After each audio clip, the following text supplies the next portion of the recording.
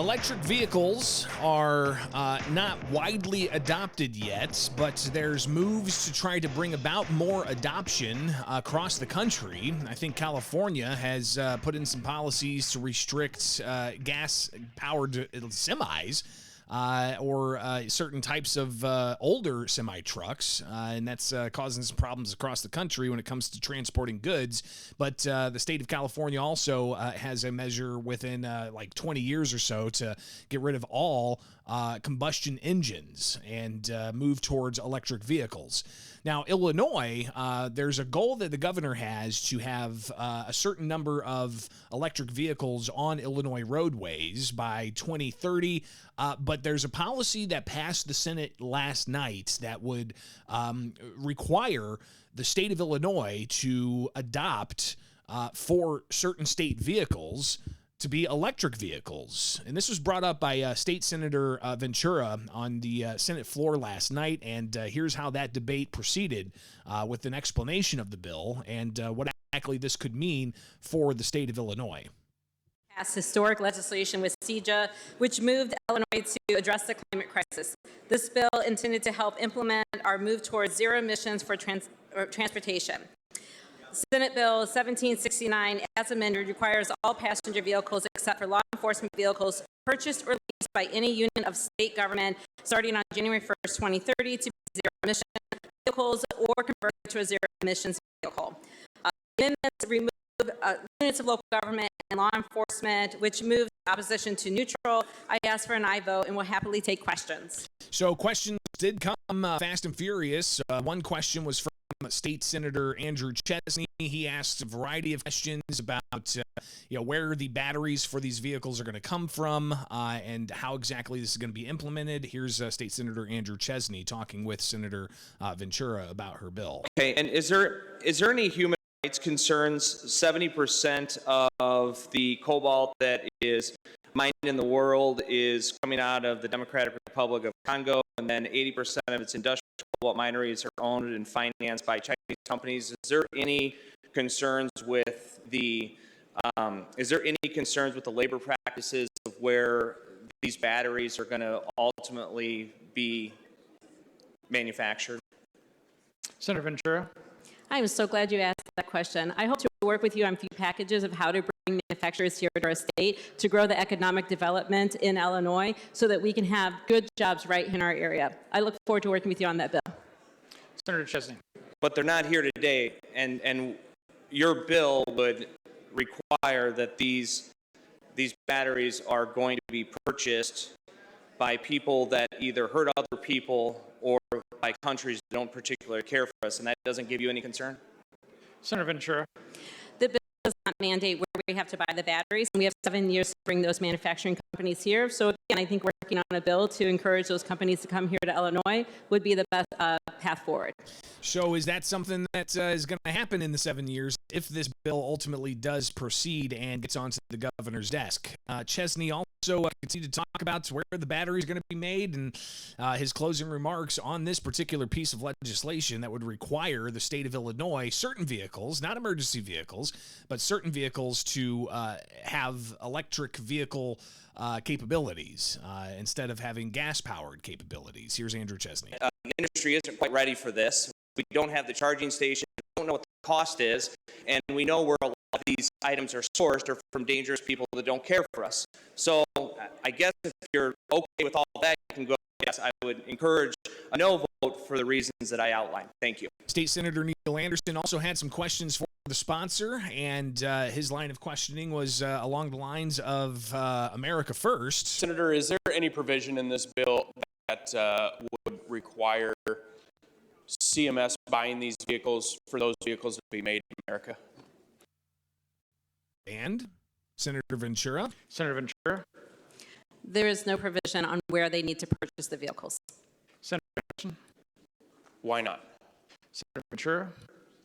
I'm happy to work with you further on legislation if you'd like to address that in the future. Senator Anderson. Senator, with all due respect, you got 47 amendments. Can't we do another one? Senator Ventura. In all due respect, our planet is running out of time, and we need to act aggressively to move into a world that doesn't have emissions so that we can save planet for our children.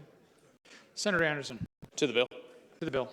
With all due respect, Senator, I think making sure that we employ people in this country that are building these vehicles, especially right here in the state of Illinois, is just as important. Thank you. So, further discussion, Senator Bryant.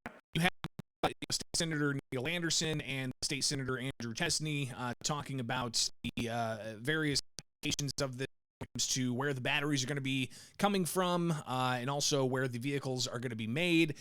But Senator Bryant, Terry Bryant from Murfreesboro, a Republican, she talked about the real world impacts this would have, especially on rural communities and rural governments, and how this is going to lead to some sticky situations, especially for those who have to travel long distance in rural areas without transmission lines to bring in all the power that's needed for these electric vehicles. Since this is really state-owned vehicles and it's passenger cars, under Pat Quinn, he ordered state facilities, correctional facilities, to purchase 2 vehicles per institution. So Pinckneyville Correctional Center had 2 vehicles, and they were mandated to go to Menard Correctional Center, 30 miles away. 4 males got into that vehicle, had to roll the windows down, hang their arms out the side. It was approximately 32 miles. The car was rated for 30 miles. They did make it on what I would call fumes if it was gasoline, but then had to be charged for 12 hours, meaning that someone had to drive them back to the original facility, and then the next day someone go from that facility back to Menard, pick up the vehicles, and then go back to Pinckneyville again. All because not only do we not have the ability to charge them, the batteries will not allow you in the more rural areas to drive that far, which lo and behold is where the state facilities are located when it comes to correctional facilities and so forth. This is not a good bill. I understand the sponsor's intentions, but for all of the rural areas, this is nearly impossible to do. For that reason, I urge a no vote. So Senator Terry Bryant making some points there, regardless of the opposition that Republicans raised. They ended up passing this measure out of the Senate. Now it can go to the House for consideration, and that measure, again, would require by 2030 that state-owned vehicles are electric vehicles, not gas combustion vehicles. And we'll see what the costs are, what the impacts are, and whether this thing actually does end up passing. It reminds me, before the pandemic, there was a move to get rid of gas-powered leaf blowers. I don't know if you guys recall that, but it was the session right before the pandemic hit, and the state was practically shut down. There was a measure floated to get rid of gas-powered leaf blowers, and people were, sharing images of, a silhouette of a leaf blower with Molon Lob, come and take it underneath of it, and then all of a sudden the world changed with the pandemic setting in, and I think that bill was quickly forgotten. But this move towards electric vehicles, obviously this isn't going to be for emergency vehicles. Those are going to still be gas-powered because when you're in an emergency and you need to clear a street and you can't get the electricity on because the power lines are down after a storm, for instance, you need those emergency vehicles that work on gas to get things done. You need the gas-powered attachments to make sure that you can cut things out of the way and move big things with big, heavy machinery. So there's a lot of concerns about the push towards electric vehicles, including requiring electric vehicles to be on the grid, which, you look at a Tesla and how connected it is, and how that could possibly be hacked. Or, for instance, maybe we get to a policy down the road 20, 30 years from now where if you're late in paying your income taxes, all of a sudden your vehicle is turned off by the government. Those are some serious concerns of civil liberties groups that don't like the idea of forcing people into the centralization of an electric grid of the sort. 217-629-7970. Let's take a call here. Good morning. You are on Springfield's Morning News. Good morning. What's up? Morning, Bishop. Man, we are completely screwed. We, as a nation, we are doomed. We are doomed for complete and utter failure. This has got to stop. Just like you said, the emergency vehicles are going to stay gas. You know why? Because it's dependable. They don't know what electric holds. They don't. They have no clue. We can barely support our grid system now. And then you're going to add every night someone comes home at 5 o'clock. You have a neighborhood of, let's just say 100 houses minimum. And let's say 35 of them own electric vehicles. You know what that's going to do to our electric grid? Is not good at all. Well, this is not a good thing. especially our electric grid, if it's mainly being powered by so-called renewables like wind and solar. Now, I know that there's a move to lift the ban on new nuclear sites in Illinois, and that could get us over a hump, so to speak. But still, the questions about sustainability and reliability of the energy grid, especially if you start seeing more electric vehicles put on the grid, that's a legitimate concern a lot of people have. I don't know how far or how often you travel 72 West. Yeah. I go there frequently. My daughter and son-in-law and grandson live in Quincy, so Tons of wind turbines out that way. There are, well, and then I fish Clinton Lake. That's a whole nother story if you go that way. There's millions that way. Not really millions, but but enough. Yeah. But the thing is, these things aren't even, they're literally just getting ready to be a year old, I'm pretty sure, this summer, right?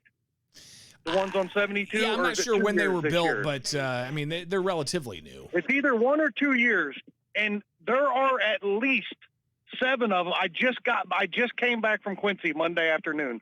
There were 7 that I counted that were not running. Yeah. And then you had the one in, what was it, Petersburg, that just caught fire?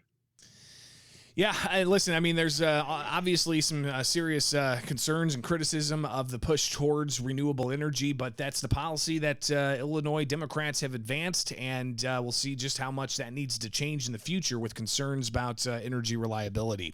All right, appreciate that. It is Springfield's Morning News on 92.7 WMAY, Springfield's News and Talk.